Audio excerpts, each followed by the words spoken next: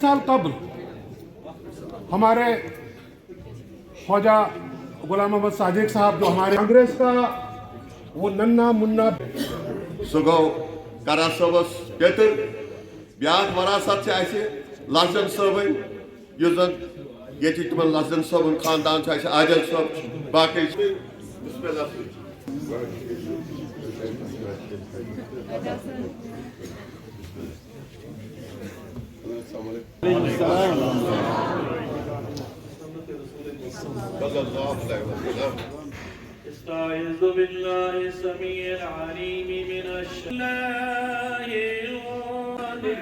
क्या किया है उसको दोहराया जाएगा, उनको याद दिलानी किया जाएगी।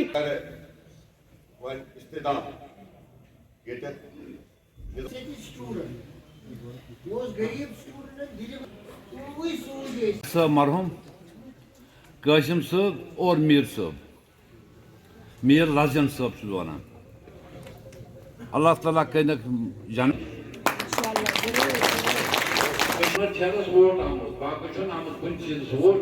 अगर तुम वो कांग्रेस टीम आप हर डिस्ट्रिक्ट में नजर दी वो मरते दम तक 1917 मंथ तक वो हमारे चीफ मिनिस्टर रहे और कौम की खदमत करते रहे। इंडियन नेशनल कांग्रेस जिंदाबाद, श्रीमती सोनिया गांधी जिंदाबाद, श्री राहुल गांधी जिंदाबाद, जनाब प्रहलाद साहब जिंदाबाद। ये रील ही और मुझे तैयारी करे था कर याद की मोहतरम मुकाम हमारे बुजुर्ग मोहसिन मोहतरम घर से बाहर नहीं निकलते।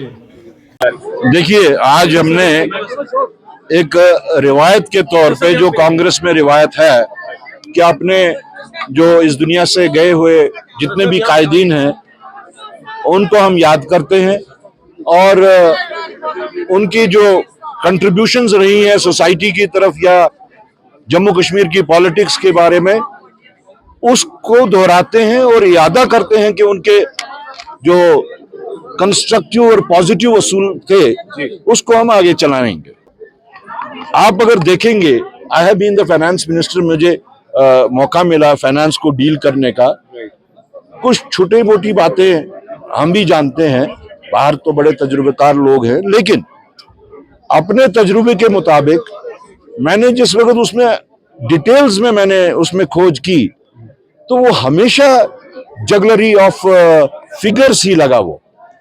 और उसके अलावा जो पिछले आप बजट देखें, जितने भी सोशल कनेक्ट जो होना चाहिए जिन डिपार्टमेंट्स का है, जैसे हेल्थ है, एजुकेशन है, उन सब का बजट रोज बरोज कम होता जा रहा है।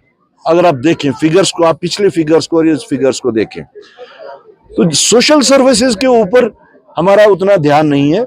हमारी जगलरी ऑफ फिगर्स जो है वो शायद जो अंडर द कारपेट कुछ कार्रवाइयां जो वहां पे चल रही हैं उसको कवर अप करने के वास्ते वो फिगर्स, प्रोजेक्टेड फिगर्स जो हैं वो सही नहीं होते। ये उमर अब्दुल्ला साहब सरकार के बिना की बुनियाद पे कह रहे हैं on behalf of the government.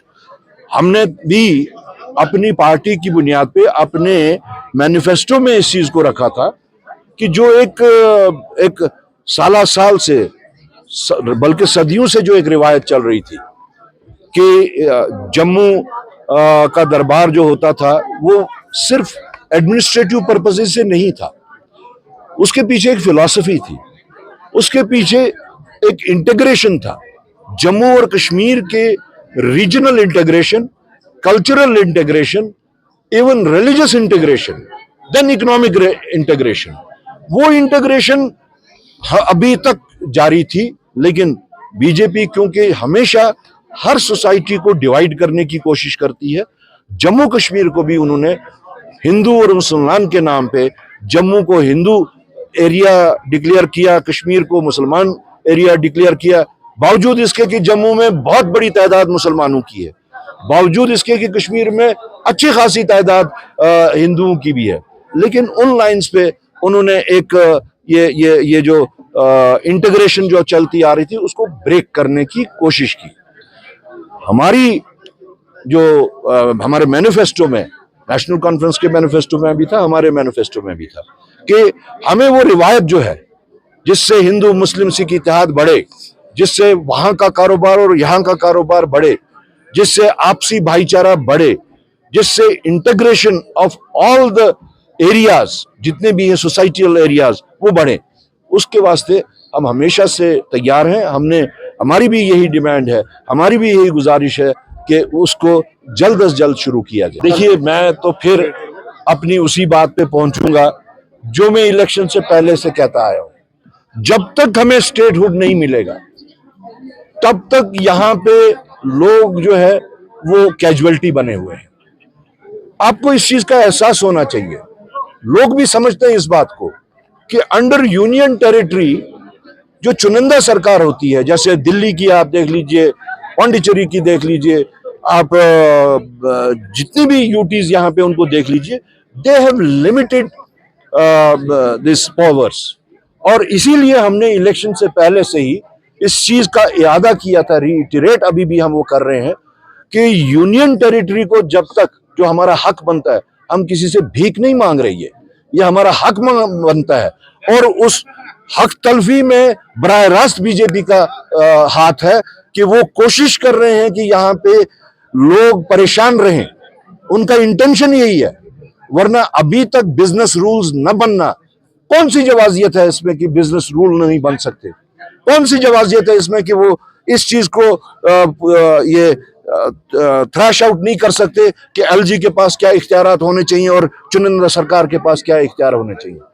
मैं इस बात को उनकी बदनीति के साथ जो है वो कह सकता हूं कि उनकी नीयत जम्मू कश्मीर के ऊपर सही नहीं है। अभी पीछे ही मैंने ऑनरेबल प्राइम मिनिस्टर का वो वीडियो, वो ऑडियो माइक पे सुनाया जो उन्होंने 19 सितंबर को यहाँ पे इलेक्शन के दौरान में, जबकि 25 को यहाँ पे वोटिंग होनी थी, 19 तारीख को यहाँ आए और उन्होंने यहाँ पे लोगों को फिर से बेवकूफ बनाया और कहा कि अगर कोई दे सकता है तो बीजेपी देगी, हम वादाबंद हैं, हम हमेशा से लोगों के साथ हैं और हम हर वो चीज करेंगे जिसमें जम्मू कश्मीर के लोगों को आसाइश और सहूलत होगी। क्या यही और आसाइश और सहूलत हो दे रहे? किस चीज की सजा दे रहे हैं वो?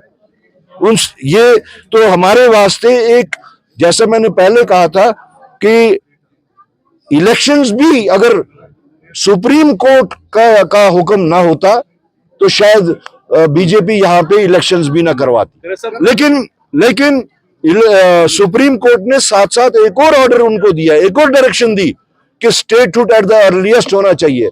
अगर अपने कहे का, अगर अपने जो आप ये रिटॉरिक्स करते हैं उसका अगर आपको कोई एहतराम नहीं है, कम से कम सुप्रीम कोर्ट की डायरेक्शन का तो एहतराम कीजिए। मैं फिर घूम फिर के उसी स्टेटहुड पे आता हूं। मुझे बताइए, आज के दिन में पावर जनरेशन किसके हाथ में है?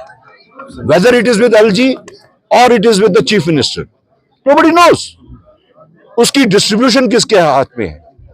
आप उन ऑफिसर से बात कीजिए कि आप किसके अंडर हैं। Even they would not be able to tell you कि whether we are reporting to LG और we are reporting to chief minister और द इलेक्टेड गवर्नमेंट। सो घूम फिर के बात उधर ही आती है। Well, as far as we see the miseries of the people, it's a total neglect. I can't deny it. It is a total neglect, and this power crisis is a pain. It's a misery, and I don't know if there are people who are inflicting this misery purposefully.